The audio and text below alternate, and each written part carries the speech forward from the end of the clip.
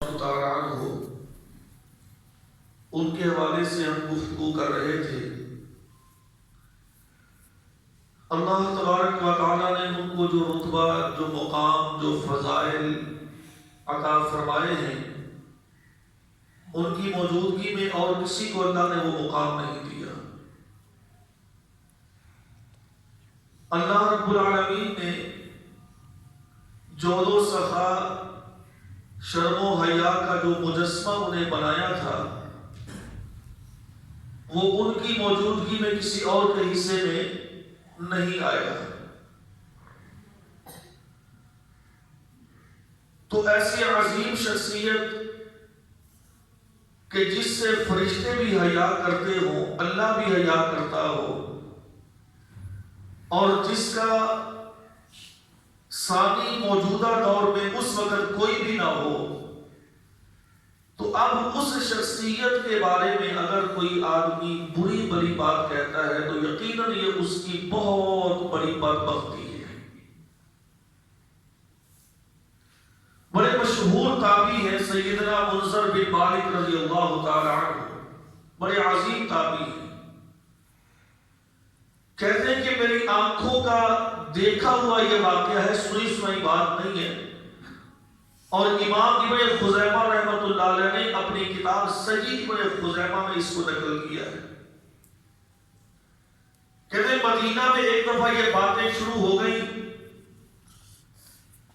اور کچھ لوگ کہ جن کے ذہنوں کے اندر اشکالات اور صحابہ اکرام کے بارے میں پراپگنڈا، اور بالخصوص خلفائے راشدین کے بارے میں جو ایک تاثر ان بدبخت کوفیوں نے کیا تھا، وہ بھی آپ کی کہیں ان سے متاثر تھا کوفے سے، تو وہ باتیں کرنے لگا کہ عثمان نے یہ بھی غلط کیا، وہ بھی غلط کیا، یہ بھی غلط کیا۔ منذر بن مالک کہتے ہیں کہ میں نے بھی، اوروں نے بھی کہا کہ بھائی ان شخصیات کے بارے میں بد زبانی مت کرو، اللہ کی ناراضگی نہ ہو جائے۔ اور وہ اپنی بات پہ ڈٹا رہا، اس نے کہا کچھ بھی نہیں ہوتا۔ صحیح ابن خزیمہ میں یہ صحیح سند کے ساتھ یہ روایت موجود ہے۔ منذر بن مالک کہتے رضی اللہ تعالی عنہ کہ اچانک آسمان سے بجلی گری، اور اس شخص کو اس بجلی نے خاص طور وہ خائب کر دیا، برباد کر دیا، جلا کے راکھ کر دیا، اور ہماری آنکھوں دیکھا یہ واقعہ ہے۔ اللہ رب العالمین نے یہ دکھلا دیا کہ جو شخص ان عظیم شخصیات کے بارے میں بد زبانی کرے گا، اللہ اسے دنیا میں بھی پکڑ لیتا ہے، اور اللہ اسے آخرت کے اندر بھی سزا دے گا۔ تو بہرکیف میں تو یہ عرض کرنا چاہتا ہوں کہ ان شخصیات کے جنہوں نے اسلام کو پھیلانے میں، اسلام کی نشر و اشاعت میں، اسلام کی تبلیغ و ترویج میں، اور اسلام کی فلاح میں، اور لوگوں کی فلاح و بہبود میں، لوگوں کی ترقیوں میں، معاشرتی اور معاشی اقتصادی معاملات میں جنہوں نے سب سے بڑھ چڑھ کر محنت کی، سب سے زیادہ کوشش کی، سب سے آگے رہے تھے، آج ان شخصیات کو اگر کوئی برا کہے تو میرے بھائیوں یہ اس کے لیے بہت بڑی بربادی کا سبب ہے۔ اگر آج ہم یہاں اس پاکستان کے اندر مسلمان ہیں تو ذرا پیچھے جائیے، اس کے اندر سب سے بڑا کردار انہی لوگوں کا ہے کہ جنہوں نے اسلام کو مدینہ سے نکال کر اور حجاز میں، پھر حجاز سے نکال کر ایران میں، ایران سے فارس، فارس سے بلاد عرب سے، پھر بلاد مشرق، اور پھر بلاد مشرق سے مشرق وسطی، اور پھر یہ سارے علاقے یہ چین کے بارڈر تک، آذربائیجان تک، یہ کاشغر تک، اور یہاں پاکستان کے اندر مکران تک اور کوہاٹ تک صحابہ اکرام رضوان اللہ علیہم اجمعین تشریف لائے. اور انہی کے ادوار میں سیدنا عثمان رضی اللہ تعالی عنہ کے دور میں بہت زیادہ فتوحات ہوئی. جب سیدنا عمر دنیا سے تشریف لے گئے، لوگوں نے یہ سمجھا، لوگوں نے یہ تاثر دیا کہ بڑے منظم خلیفہ تھے، بڑے مضبوط خلیفہ تھے، اب دنیا سے چلے گئے. اور فارس والوں نے، عیسائیوں نے خوشیاں منائی کہ عمر دنیا سے چلے گئے، اب اسلام یہیں پہ رک جائے گا. لیکن وہ نہیں جانتے تھے کہ اسلام شخصیات کا محتاج نہیں، اسلام دنیا میں پھیلنے کے لیے آیا ہے. اللہ رب العالمین کا یہ وعدہ ہے، هو الذی ارسل رسولہ بالہدی ودین الحق.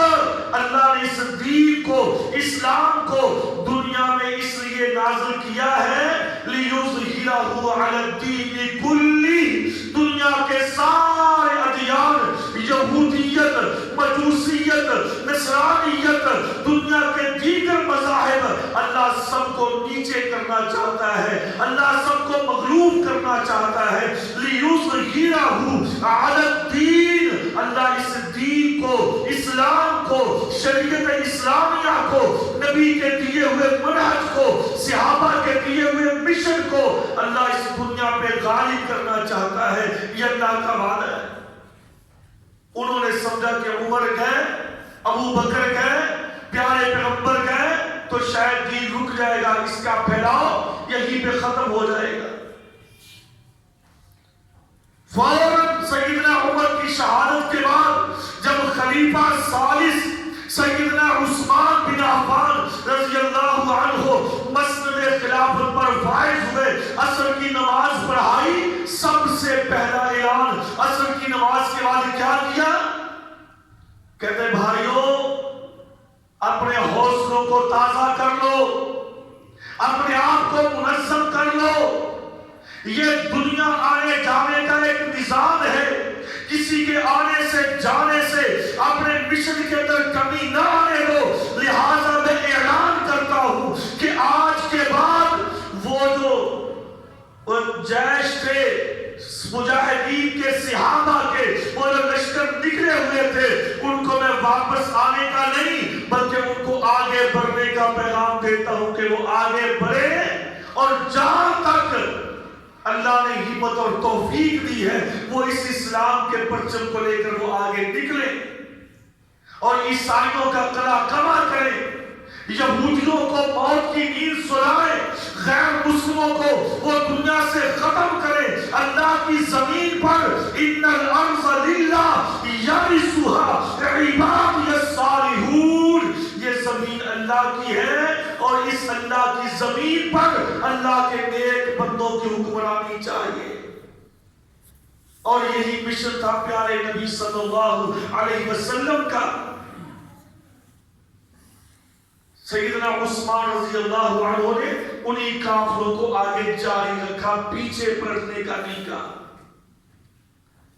تو بات کہنے کا مقصد یہ میرے بھائیوں، یہ تو انہوں نے دین کے پھیلاؤ کے لیے عمل کیا، کام کیا، دنیا کو دکھلا دیا کہ نظام کیسے بنتے ہیں، حکومتیں کیسے بنتی ہیں، لوگوں کے معاملات کیسے سلجھائے جاتے ہیں. افسوس کے ساتھ یہ بات کہنا پڑتی ہے، آج ہماری حکومتیں 80 90 سال کی، آج اور یہ 70 سال کی، ان سے ابھی تک نہ نظام بنے، نہ معاملات سیدھے ہوئے، نہ لوگ کنٹرول ہوئے، نہ حکومتیں کنٹرول ہوئی، نہ کوئی ملک کنٹرول ہوئے. اور یہ لوگ تھے کہ جنہوں نے چند دنوں کے اندر، چند سالوں کے اندر پوری دنیا میں امت مسلمہ کو ایسے اجتماعی طور پر ایسے منظم کر دیا کہ دنیا میں اس کی کہیں مثال نہیں ملتی.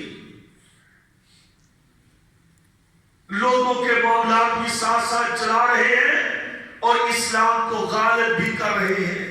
ہم تو کہتے ہیں یہ اپنا ملک سنبھالو یا باہر نکل جاؤ وہ پچھلی حکومتوں میں. اور ابھی بھی شاید اس قسم کے لوگ ذہن رکھنے والے ہو کہتے رہے نا. جب ہم کسی کو کہتے بھائی جہاد کرنا چاہیے اب کشمیر میں یا فلاں جگہ پہ، کہتے ہم نے سارے ملکوں کا ٹھیکہ لے لیا. یہ مسلمان حکومتوں کے الفاظ کہ ہم نے اوروں کا ٹھیکہ لیا ہوا ہے. ہاں میرے بھائیوں، اللہ نے یہ ٹھیکہ ہمیں دیا ہے، آج سے 1400 سال پہلے دیا تھا. اللہ نے ہم پہ ذمہ داری یہ عائد کی تھی کہ اسلام کے غلبے کے لیے، اسلام کے پھیلاؤ کے لیے تمہیں لوگوں نے آگے بڑھنا ہے. اگر یہ ٹھیکہ لیتے ہو، اگر یہ ذمہ داری اٹھاتے ہو تو کلمہ پڑھنا، ورنہ کلمہ پڑھنے کی ضرورت نہیں ہے. جب ہم نے کہہ دیا لا الہ الا اللہ، اللہ کے علاوہ کوئی الہ نہیں، کوئی مشکل کشا نہیں، کوئی حاجت روا نہیں، کوئی بگڑی بنانے والا نہیں، کوئی داتا نہیں، کوئی گنج بخش نہیں، کوئی غوث نہیں، کوئی لجپال نہیں، تو پھر کلمہ پڑھنے کے بعد اگر یہ سارے کام ہوتے رہے دنیا میں، اللہ کی نافرمانیاں ہوتی رہے، شرک پہ شرک ہوتا رہے اور ہم ہاتھ پہ ہاتھ دھرے بیٹھے رہے، تو بھائیوں پھر ہم نے کلمے کا حق ادا نہیں کیا.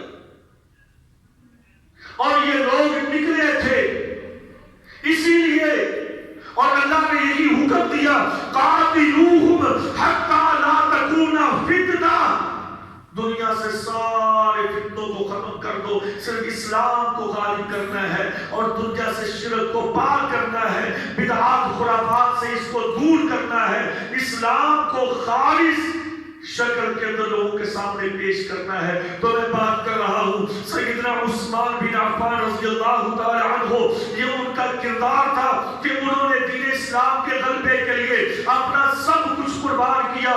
دنیا میں ایسی کہیں مثال نہیں ملتی کہ جتنا جود و سخا اپنی سخاوت کے حوالے سے اگر اسلام کو ضرورت پڑتی ہے تو انہوں نے اپنے مال کی تجارتوں کے منہ کھول دیے کہ اللہ کے رسول لے جائیے. جنگ تبوک کا واقعہ سامنے ہے اور بھی کئی واقعات سامنے ہیں اور تاریخ بنی ہوئی ہے کہ سیدنا ابوبکر صدیق رضی اللہ تعالی عنہ کے دور میں ایک دفعہ قحط پڑا، بارشیں رک گئی اور بڑی پریشانی ہوئی. ہاں سیدنا عمر کے دور کے اندر بڑی پریشانی ہوئی اور فصلیں نہیں ہو رہی، زمین بنجر ہو رہی ہے، کتنے عرصے سے بارش نہیں ہوئی، لوگ بڑے پریشان ہوئے.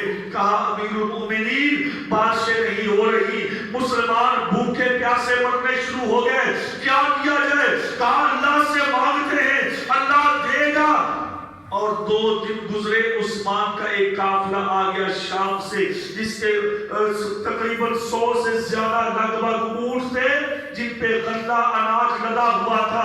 مدینہ میں داخل ہوئے، سارے تاجر جمع ہو کے اکٹھے ہو کے عثمان کے دروازے پہ آ گئے. دروازہ کھٹکھٹایا، عثمان باہر آئے. عثمان آپ کے تاجر، آپ کے ملازم، آپ کے غلام آپ کا غلہ لے کر آ گئے ہیں، آپ اس کو فروخت کرنا چاہتے ہوں گے کیونکہ آپ کا یہ بزنس ہے، کاروبار ہے. ہم تاجر ہیں مدینہ کے، آؤ ہم سے کوئی ڈیل کرو، کتنے میں دو گے ایک اونٹ، کتنا غلہ کیسے دو گے، آؤ ڈیل کرتے ہیں بیٹھ کر. سیدنا عثمان نے گھر میں بٹھایا، ان کی ضیافت کی، کہا ہاں بھی کرو شروع بات سنو. کس نے کہا 2% دوں گا، کس نے کہا 3 4، چلتے چلتے چلتے کہتے نہیں اور قیمت بڑھاؤ، یعنی کہ بولی جیسے لگائی جاتی ہے، اور بڑھاؤ اور بڑھاؤ. تاجروں نے کہا ہم سارے مل کے 50% دے سکتے ہیں، 50% ہم سے پرافٹ لے لو، یہ ہمیں دے دو. مدینہ کے لوگ بڑے پریشان ہیں. عثمان نے کہا نہیں بھائی یہ ابھی تمہاری قیمت تھوڑی ہے، اور بڑھاؤ. کہتے اس سے زیادہ ہمارے پاس قیمت نہیں ہے. عثمان تم تو ایسے بندے نہیں ہو، اور آج تیرے ذہن کے اندر یہ اتنا پرافٹ کا لالچ کیسے آ گیا؟ تم تو ایسے کرنے والے نہیں ہو، اور آج ابھی اور بڑھانے کی بات کرتے ہو. کہتے اور بڑھا سکتے ہو. جب سب نے جواب دیا، کہا میں دوں گا، ضرور دیتا ہوں. ہاں لیتے ہو مجھ سے، خریدتے ہو؟ جی 100% کے حساب سے مجھ سے لے لو میرا غلہ. کہتے نہیں عثمان ہم نہیں لے سکتے، تو کب سے ایسا آدمی ہو گیا، کب سے لالچی ہو گیا؟ کہا میں نے اصل میں بات اس لیے کی ہے کہ 100% سے بھی لوگے تو تبھی بھی نہیں دوں گا، اس لیے کہ میں نے اس کو بیچ دیا ہے اور میں نے اس کو 700 پرافٹ پہ بیچ دیا ہے۔ کہا کس نے خریدا؟ بات سمجھ گئے؟ کہتے ہاں ایک ہی خریدار ہے، جس اللہ نے مجھے دیا میں نے اسی اللہ کو بیچ دیا، اور میں تمہیں گواہ بنانا چاہتا ہوں کہ جتنے بھی میرے اونٹ ابھی لدے ہوئے آئے ہیں ان میں سے ایک اونٹ بھی اپنے گھر میں نہیں رکھوں گا، یہ سارے کے سارے مدینہ کے لوگوں میں تقسیم کر دیتا ہوں، میں نے اپنے اللہ سے سودا کر لیا ہے۔ یہ عثمان تھے رضی اللہ تعالی عنہ کہ جنہوں نے اپنا سب کچھ لوگوں کے لیے، اسلام کے لیے، انسانیت کے لیے، آجی فلاح کے لیے سب کچھ اپنا قربان کر دیا، سب کچھ اپنا ریاست کے لیے قربان کیا، اور ریاست بھی اسلامی ریاست۔ پھر بار بار یہ بات ذہن میں آ جاتی ہے بدبخت میرے بھائیوں، یہ آج بھی ریاست کا نام لیتے ہیں، اسلامی ریاستوں کا نام لیتے ہیں۔ کون سی اسلامی ریاست ہے جہاں پہ غریب کا استحصال کیا جاتا ہے، جینا دوبر ہو گیا اور اسلامی ریاست کا نام لیا جاتا ہے؟ اور یہ اسلامی ریاست ہے، یہ مدینہ کی ریاست ہے کہ لوگوں کی پریشانی دیکھی نہیں گئی، کہا میں سب کچھ قربان کر دیتا ہوں، اپنے مسلمانوں کے لیے کچھ بھی اپنے پاس رکھنے کے لیے تیار نہیں۔ اور یہ عثمان رضی اللہ تعالی عنہ، اللہ نے جو مقام دیا، اللہ نے جو ان کو عزت دی، بات لمبی نہ ہو جائے، میں آگے بات کو چلاتا ہوں کہ اللہ رب العالمین نے ایسا مقام دیا، ایسی فضیلت دی، ایسا شرف بخشا کہ اللہ رب العالمین نے اپنے پیارے نبی صلی اللہ علیہ وسلم کی زبان سے یہ بات کہلوائی کہ نبی کہہ دیجئے کہ عثمان یہ چلتا پھرتا جنتی ہے، اس کے جنتی ہونے میں کوئی شک نہیں ہے۔ سیدنا ابو موسیٰ اشعری بیان کرتے ہیں، صحیح بخاری کی روایت ہے، کہتے ایک دفعہ میں پیارے پیغمبر کے ساتھ ایک باغ میں بیٹھا ہوا تھا، آپ نے کہا ابو موسیٰ دروازے پہ کھڑے ہو جاؤ، کوئی ہر آدمی اندر نہ آئے، میں کچھ اپنا کام کرنا چاہتا ہوں۔ پیارے پیغمبر بیٹھے ہوئے ہیں، تھوڑی دیر کے بعد دروازہ کھٹکھٹایا، ابو موسیٰ کہتے اللہ کے رسول اجازت دے دوں؟ پوچھا کون ہے؟ کہا ابو بکر ہے۔ کہا آنے دو وَأَبْشِرْهُ بِالْجَنَّةِ، اور اس کو ساتھ جنت کی خوشخبری بھی دے دو۔ دروازہ کھولا، کہا ابو بکر پیارے پیغمبر جنت کی خوشخبری دیتے ہیں آپ کو۔ کہا اللہ کی تعریف ہو، سبحان اللہ، اللہ کی تعریفیں ہو۔ تھوڑی دیر کے بعد دروازہ کھٹکایا گیا، بولا کون ہے؟ پوچھا عمر۔ آپ نے فرمایا آنے دو آنے دو، اور وَأَبْشِرْهُ بِالْجَنَّةِ، عمر کو بھی جنت کی خوشخبری دے دو۔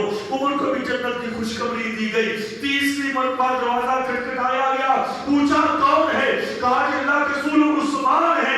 کہا دروازہ کھول دو، وَأَبْشِرْهُ بِالْجَنَّةِ، وَأَبْشِرْهُ بِالْجَنَّةِ، اور اس کو جنت کے ساتھ ساتھ خوشخبری ایک اور دینی ہے، عَلَىٰ سَتُصِيبُهُ بَلْوَىٰ، اس کو خوشخبری دو کہ جنت میں بھی جاؤ گے، لیکن اس کے ساتھ میں ایک بڑی آزمائش سے گزرنا پڑے گا۔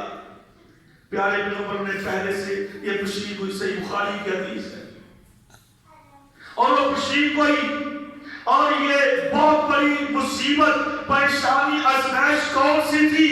آئیے یہاں سے بات شروع کرتے ہیں۔ جب سیدنا عثمان رضی اللہ تعالیٰ عنہ نے دنیا کے دیگر علاقوں میں دین اسلام کی ترویج کے لیے، اس کے پھیلاؤ کے لیے اپنے لشکروں کو ترتیب دیا، صحابہ اکرام کو بھیجنا شروع کیا، اب یہ مجوسی بے ایمان کہ جو پہلے ہی سیدنا عمر سے خائف تھے، انہوں نے کہا ہم نے تو عمر کو شہید بھی کر دیا اور پھر بھی اسلام تو پھیلتا جا رہا ہے، اب کوئی نئی سازش کو تیار کیا جائے۔ اب یہاں پر انہوں نے عبداللہ بن سبا جو بے ایمان ظاہر میں مسلمان ہوا، اندر سے یہودی تھا، اس نے اسلام کا لبادہ اوڑا، اس نے کہا ہاں اب ہم مسلمانوں کو خراب کریں گے، مسلمانوں کے اندر فتنے شروع کریں گے۔ عبداللہ بن سبا بے ایمان جو یہودیوں نسل تھا، یہودی تھا، اور اوپر سے اسلام کا لبادہ اوڑھ کر کہتا جی مسلمان ہو گیا ہوں، میں اپنی غلطیوں پہ نادم ہوں، پشیمان ہوں، اسلام قبول کرتا ہوں۔ مسلمانوں نے اس کو رسپیکٹ دی، عزت دی، قبول کیا، اور اس بدبخت نے اندر اندر سے مسلمانوں کے خلاف اپنا جال بچھانا شروع کر دیا، اور پھر ایسا جال بچھایا اس بدبخت نے کہ یہ مختلف علاقوں میں جاتا اور مختلف علاقوں میں جا کر ایک ہی بات کرتا، ایک ہی بات کہتا، بھائیو میری بڑی محبت ہے نبی کے ساتھ، میری بڑی محبت ہے اللہ کے رسول اور اس کے اہل بیت کے ساتھ، میں بڑا محب ہوں، میں قربان جاؤں، میں والی جاؤں نبی پر، نبی کی آل پر، نبی کی بیٹیوں پر، نبی کے خاندان پر۔ اور یہ نظریہ لے کر اٹھا، یہ ایجنڈا اس نے اپنا آگے رکھا، لوگوں کو مدعو کیا، اپنے قریب کیا، اور جب بھی جب ظاہر دیکھیں بھئی نبی کے خاندان سے محبت کس کو نہیں ہے؟ کون مسلمان ایسا بدبخت ہے جو کہے کہ مجھے نبی کے خاندان سے محبت نہیں ہے؟ اللہ کی قسم اٹھا کے کہتے ہیں ہم ایمان کا حصہ سمجھتے ہیں، ایمان کا جز سمجھتے ہیں، نبی سے محبت کرنا، نبی کے خاندان سے محبت کرنا، نبی کے صحابہ سے محبت کرنا، نبی کے صحاب سے محبت کرنا ہمارے ایمان کا حصہ ہے، کیونکہ ہمیں قرآن کہتا ہے، اللہ فرماتے ہیں کہ جب تک تمہارا ایمان فَإِنْ آمَنُوا بِمِثْلِ مَا آمَنْتُمْ بِهِ فَقَدْ اهْتَدَوْا فَإِنْ تَوَلَّوْا فَإِنَّهُمْ فِي شِقَاقٍ، جب تک تمہارا ایمان نبی کے صحابہ کے ایمان کی طرح نہیں بنے گا تم ہدایت نہیں پا سکتے۔ اور ہمارا ایمان ہے نبی سے محبت، نبی کے آل سے محبت، نبی کے خاندان سے محبت، نبی کے اصحاب سے محبت، اور اس بندے نے یہی ایشو بنایا اور یہی پراپگنڈا شروع کر دیا، کہتے جی نبی کے خاندان سے محبت ہے مجھے سب سے زیادہ، لیکن پتہ کیا ہے باقی باتیں تو ساری ٹھیک ہیں، اگر نبی کے خاندان سے محبت ہے تو پھر کیا عثمان کی جگہ پر علی کو خلیفہ نہیں بننا چاہیے تھا؟ تو کہتے ہیں ہاں بات تو تیری ٹھیک ہے، اچھا چلو نہیں ہوا تو کہاں سے، نہیں سوچنے کی بات ہے بھئی علی رضی اللہ عنہ پیارے پیغمبر کے زیادہ قریبی ہیں۔ میں نے پچھلے خطبے کے اندر یہ بات بیان کی تھی کہ کون زیادہ قریب ہے۔ بھائیو عزت ہر کسی کی اپنی ہے، مقام رب کی قسم ہر کسی کا ہے، جو علی کا مقام ہے وہ دیگر کا نہیں، جو عثمان کا ہے وہ علی کا نہیں، اور جو عمر کا ہے وہ عثمان کا نہیں۔ اللہ نے ہر کسی کو اس کے مقام پہ اس کو ایک مرتبہ دیا ہے، تو عثمان رضی اللہ عنہ کا مقام میں الگ کہتا ہوں، میں صاف سیدھے لفظوں میں کہتا ہوں، کوئی اس کو برا کہے کوئی اچھا کہے اس کی مرضی ہے، رب کعبہ کی قسم یہ بات سیدھی ہے، اور دو لفظوں میں ہے کہ سیدنا علی سے سیدنا عثمان کا مقام زیادہ ہے، اور سیدنا علی سے سیدنا عثمان پیارے پیغمبر کے زیادہ قریبی ہیں، اور اس کی میں نے تفصیل پہلے بیان کر دی ہے، مزید ضرورت نہیں اس کی۔ علی کے گھر میں ایک بیٹی، عثمان کے گھر میں 2 بیٹیاں، اللہ اکبر کبیرہ۔ اور پھر عثمان رضی اللہ تعالی، اگر علی پیغمبر کے چچا کے بیٹے ہیں تو عثمان رضی اللہ عنہ نبی کی سگی پھوپھی علی اس کے آگے پوتے ہیں، یعنی رشتہ داریاں تو بہت گہری ہیں، کیسے چھوڑ دیا جائے۔ 5ویں سلسلے پہ سیدنا عثمان پیارے پیغمبر کا ایک ہی نسل آتا ہے، اور اس کا مطلب یہ ہے کہ وہ اموی خاندان سے ہیں تو لہذا ان کو سائڈ پہ کر دیا جائے۔ واقعی اس کی میں نے پہلے بات بتائی تھی کہ اموی خاندان کو تو پیارے پیغمبر نے بڑی فضیلتیں بیان فرمائی ہیں، تو بات یہ ہے کہ سیدنا عثمان رضی اللہ عنہ کا اپنا مقام ہے۔ اس عبداللہ بن سبا نے یہ باتیں کرنا شروع کر دی، ہاں جی دیکھو جی علی کا حق زیادہ بنتا تھا نا رضی اللہ تعالیٰ عنہ کا، وہ پیارے پیغمبر کے گھر میں رہے، پیارے پیغمبر کے ساتھ رہے، ابو طالب نے آپ کی پرورش کی تو ان کا حق زیادہ بنتا تھا نا۔ لوگوں نے کہا ہاں بات تو تیری ٹھیک ہے، ان کا حق زیادہ بنتا تھا۔ اب یوں یہ پراپگنڈا شروع ہو گیا، اور یہ بے ایمان جب مدینہ میں پراپگنڈا کرنے لگا تو مدینہ کے اندر صاحب علم، صاحب شعور اور اہل بصیرت صحابہ اکرام موجود تھے. انہوں نے اس کو منہ پہ مارا کہ تو کیسی کیسی باتیں کرتا ہے. اس نے کہا ہاں اب یہاں پہ میرا پراپگنڈا کامیاب نہیں ہو سکتا. یہ یہاں سے چلا مختلف شہروں میں اور سب سے زیادہ اس نے رخ کیا ایران کا. فارس اس وقت کے سارا ایران ہی تھا، عراق بھی اسی کے اندر شامل تھا.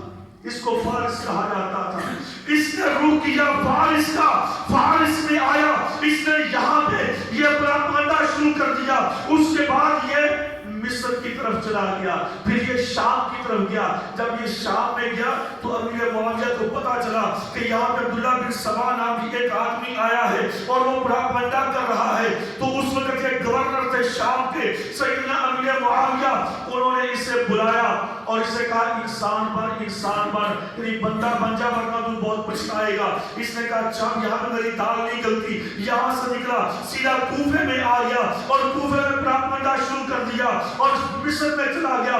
مختلف علاقوں میں جا کے اس نے لوگوں کے اندر یہ زہر بننا شروع کر دیا کہ عثمان رضی اللہ تعالی عنہ وہ اقربا پروری. جب دیکھا نا کہ یہ اہل بیت کی طرف لوگوں کا کم رجحان ہے، ہر بندہ سمجھتا ہے کہ وہ بھی عزت والے ہیں، وہ بھی عزت والے ہیں، ان کا بھی نبی سے تعلق ہے، ان کا بھی نبی سے تعلق ہے، وہ بھی نبی کے داماد ہیں، وہ نبی کے دورے داماد ہیں. یعنی لوگوں نے دیکھا کہ اس نے دیکھا اتنا رسپانس نہیں ملا، اس نے اب دوسرا پینترا بدلا. کہنے لگا کہ آپ کو پتا ہے عثمان نے اپنے جو رشتہ دار تھے نا ان کو گورنر لگا دیا ہے. اب یہ سلسلہ شروع ہو گیا. کیسے؟ کہتا تم نے دیکھا نہیں کوفہ میں کس کو گورنر لگا دیا، تم نے دیکھا نہیں فلاں علاقے میں کس کو گورنر لگایا.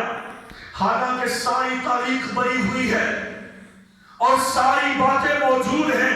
میرے بھائیوں میں آپ کو ابتدائی چیزیں اس لیے بتانا چاہتا ہوں تاکہ بات سمجھنے میں آسانی ہو.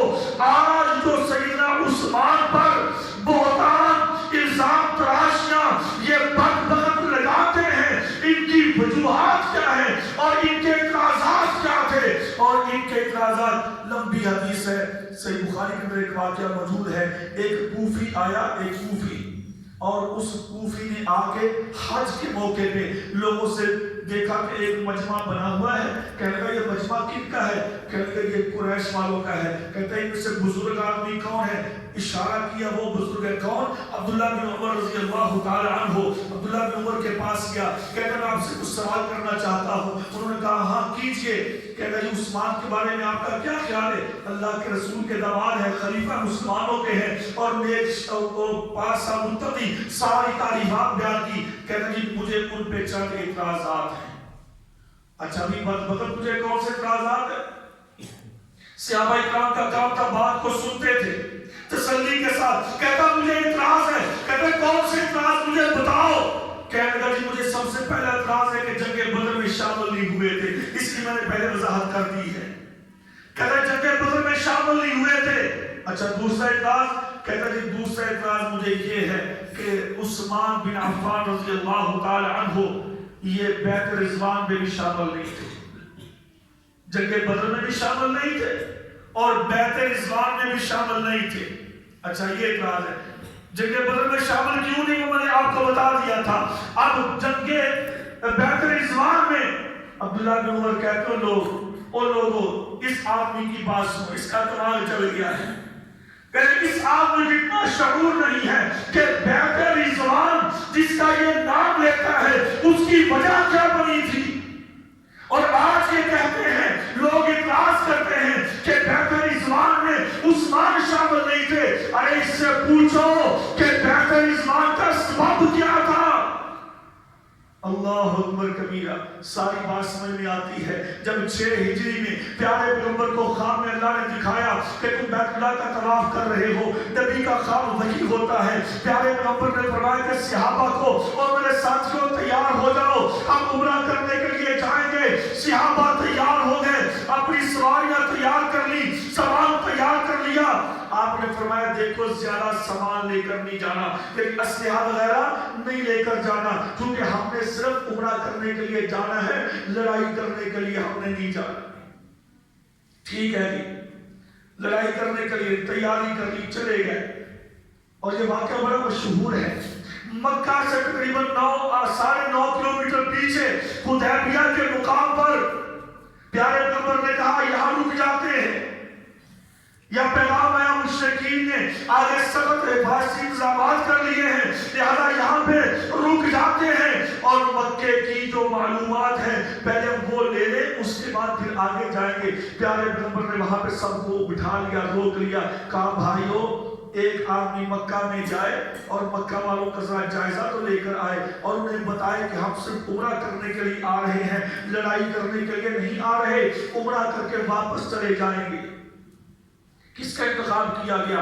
سیدنا عمر بتاتے رضی اللہ تعالیٰ عنہ کہ پیارے پیغمبر نے مجھے کہا عمر میں آپ کو بیچنا چاہتا ہوں. عمر نے کہا اللہ کے رسول میں جذباتی ہوں، مجھ سے بات برداشت نہیں ہوگی، میں آپ کو مشورہ دیتا ہوں، تجویز دیتا ہوں، اگر آپ پسند کریں تو میں یہ سمجھتا ہوں کہ آپ عثمان کو بیچ دیجئے. عثمان کی رشتہ داریاں بھی ہیں، عثمان ایک ہلمو اور ہلمو جودو سخا کے پیکر بھی ہیں، ان کے اندر بردباری بھی ہے، ان کے اندر دھیما مزاج بھی ہے، ان کے اندر پیار محبت بھی ہے، اور کسی بے ایمان کافر کو ان سے کوئی دشمنی نہیں ہے. لوگ ان سے محبت کرتے ہیں، آپ ان کو سفیر بنا کے بھیج دیجئے. پیارے پیغمبر کو عمر کی بات اچھی لگی، آپ نے فرمایا عثمان آؤ. جی اللہ کے رسول جاؤ مکہ والوں کو جا کے بتاؤ کہ آپ عمرہ کرنے کے لیے آئے ہیں، واپس ہو جائیں گے، ہمارا کوئی پروگرام نہیں ٹھہرنے کا، بس عمرہ کر کے واپس جائیں گے. عثمان رضی اللہ عنہ چلے گئے، مکہ میں چلے گئے، مکہ والوں سے جا کے بات کی. مکہ والوں نے کہا عثمان تم ہمارے خاندان کے افراد ہو، تم آؤ اور عمرہ کرو، چلے جاؤ، لیکن ہم پیارے پیغمبر کو مکہ میں داخل نہیں ہونے دیں گے. ہم باقی صحابہ کو، ابو بکر عمر کو، دیگر کو ہم مکہ میں نہیں آنے دیں گے، تم آؤ عمرہ کر کے چلے جاؤ. پیارے عثمان نے کہا یہ کیسے ممکن ہے؟ میرے پیغمبر وہاں پر بیٹھے ہو، ابو بکر عمر وہاں پر ہو، علی طلحہ زبیر وہاں پہ ہو، اور میں عمرہ کر کے چلا جاؤں؟ نہیں ہو سکتا، میں سب کو ساتھ لاؤں گا، عمرہ کروں گا. انہوں نے کہا اس پہ مشورہ کر کے بتائیں گے، اور تم ابھی رک جاؤ، ٹھہر جاؤ. اور شام ہو گئی، جب عثمان واپس نہ پلٹے تو افواہیں اڑ گئی، مختلف قسم کی باتیں، پتہ نہیں کیوں نہیں آئے، اغوا کر لیا گیا، نوز باللہ ان کو شہید کر دیا گیا، ان کو قتل کر دیا گیا، قید کر دیا گیا. آخر ایک اڑتی افواہ آئی کہ عثمان کو مکہ والوں نے پکڑ کے شہید کر دیا ہے. جب یہ بات میرے نبی کے کانوں نے پڑی کہ عثمان کو مکہ والوں نے شہید کر دیا ہے، تو میرے بھائیوں ذرا سوچنے کی بات ہے، کہاں عمرہ، کہاں وہ سفر سعادت، ساری باتیں نبی نے ذہن سے نکال دی. اب ایک ہی بات ذہن میں بٹھائی، کہا او میرے بھائیو آؤ میرے ہاتھ پہ بیعت کرو. اللہ کے رسول کس بات کی بیعت کروانا چاہتے ہیں؟ اسلام کی بیعت ہم نے پہلے کر لی ہے، آپ کے ساتھ لڑنے مرنے جینے کی بیعت ہم نے کر لی ہے. کون سی بیعت؟ سلمہ بن اکوع کہتے ہیں بایعنا علی الموت، ہم نے موت پر بیعت کی تھی، موت پر، کہ اب مر جائیں گے، عثمان کا بدلہ لیے واپس نہیں جائیں گے. ارے بیعت رضوان کی بات کرتے ہیں کہ عثمان وہاں پہ حاضر نہیں تھے، بیعت رضوان کا سبب بھی عثمان بنے تھے رضی اللہ تعالی عنہ. پیارے پیغمبر نے کہا آؤ میرے ہاتھ پہ بیعت کرو. ایک نہیں، دو نہیں، 1400 صحابہ نے پیارے پیغمبر کے ہاتھ پر بیعت کی. یہاں پہ باتیں تو بہت ساری ہیں کہ اگر نبی کو علم غیب تھا تو پیارے پیغمبر نہ کہتے نہیں بھائی یہ بات غلط ہے، افواہ ہے، جھوٹ ہے، مجھے پتا ہے عثمان زندہ ہے، واپس آ جائیں گے. نبی کو یہ بھی علم نہیں تھا. نبی کو جوش آیا، نبی کا یہ انداز تھا کہ ہمارے ہاتھ پہ موت کی بیعت کرو. یہاں سے بہت سارے سبق نکلتے ہیں. ایک تو یہ کہ نبی کو علم غیب نہیں، اور دوسرا یہ کہ مسلمان کا خون اتنا ارزاں نہیں ہے کہ اس کو جو مرضی دل کرے بہاتا رہے. اور تیسری چیز کہ اگر ایک مسلمان ناجائز کافر شہید کر دے ایک مسلمان کو، ایک مومن کو، تو پوری ملت اسلامیہ کو طرف جانا چاہیے، اکٹھا ہو جانا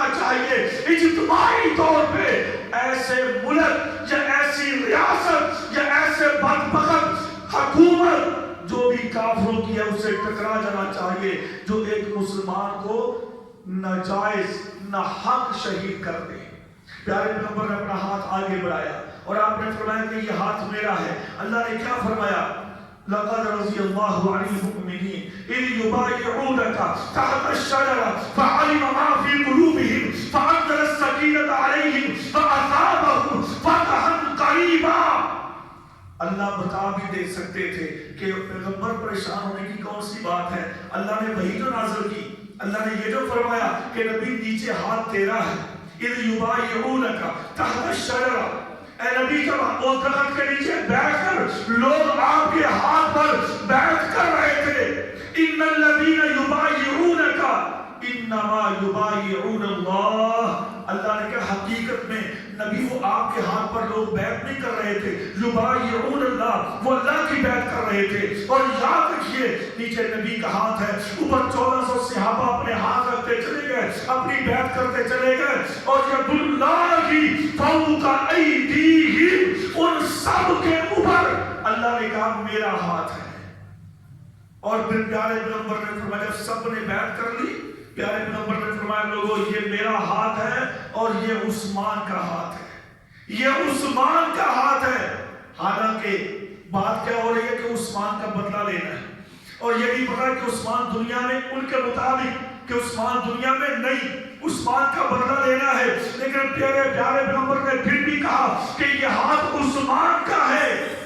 اور جب اتنی بیعت ہوئی اللہ نے کہا ید اللہ فوق ایدیہم، ان سب کے اوپر اللہ کہتا میرا ہاتھ ہے. اور یہ بیعت رضوان کا سبب بھی سیدنا عثمان بن رضی اللہ تعالی عنہ. اور پھر جب پتہ چلا کہ عثمان تو زندہ ہے رضی اللہ، عثمان واپس آ گئے. اور اللہ تبارک و تعالیٰ کو یہ عمل اتنا پسند آیا، اللہ نے اس کو رہتی دنیا تک قیامت تک قرآن مجید کے اندر سورہ الفتح کے نام سے ایک سورت نازل کر کے ان لوگوں کے منہ پہ دے مارا جو سیدنا عثمان کے بارے میں آج بھی بد زبانی کرتے ہیں. اللہ نے فرمایا کہ جو آج بھی ان شخصیات کے بارے میں برا بلا کہیں گے، آگے جا کے اللہ نے فرمایا کہ لہم یہ لوگ جہنمی ہیں اور یہ جہنم میں ہمیشہ رہیں گے جو ان لوگوں کے بارے میں اس قسم کی بکواسات کرتے ہیں. عبداللہ بن عمر کہتے ہیں اس بندے کو سمجھاؤ بھائی کہ بیعت رضوان کا سبب کیا تھا. ارے تو کہتے ہیں کہ بیعت رضوان میں عثمان نہیں تھا، تو مجھے بتلا کہ بیعت رضوان کا سبب کون تھا. بیعت رضوان کا سارا مسئلہ پیدا ہی سیدنا عثمان کی وجہ سے ہوا. تو ابھی بھی تو کہتا ہے کہ عثمان رضی اللہ عنہ کی شان نہیں ہے. تو میرے محترم بھائیوں، عبداللہ بن عمر نے جواب دیے. وہ آدمی کاندھوں میں تیل ڈال کے چلا گیا، دوبارہ کوئی بات نہ کر سکا. کہنے کا مقصد یہ ہے کہ لوگوں کے اندر بھی یہ پراپگنڈے شروع ہو گئے کہ سیدنا عثمان نے یہ کر دیا وہ کر دیا. اچھا جو انہوں نے گورنر مقرر کیے تھے ان کا انشاءاللہ تذکرہ آگے کریں گے، ان پہ پھر کون سے الزامات لگائے. اور پھر اسی عبداللہ بن سبا کی نسل سے اٹھنے والا جو گروہ تھا، اور پھر وہی جو مجوسی اہل فارس تھے کہ جن کو اسلام سے بڑی شدت سے تکلیف تھی، انہوں نے پھر اس پراپگنڈے کو کیسے ہوا دی اور سیدنا عثمان کے نزدیک گرد کیسے گھیرے کو تنگ کیا اور اسلام کو یہ سازشوں نے کتنا نقصان پہنچایا. انشاءاللہ اس کو آگے ہم ترتیب سے شروع کریں گے. اللہ سمجھنے کی عمل کی توفیق دے. وما علیہ الا البلاغ المبین.